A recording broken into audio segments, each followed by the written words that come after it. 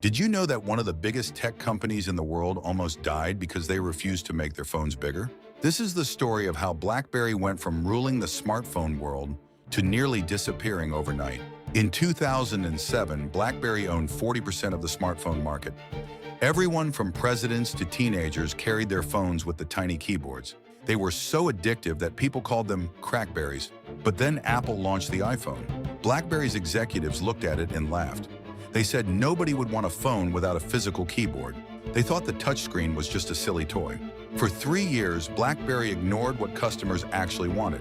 While Apple and Samsung made bigger screens and better apps, BlackBerry kept making the same small phones with tiny keyboards.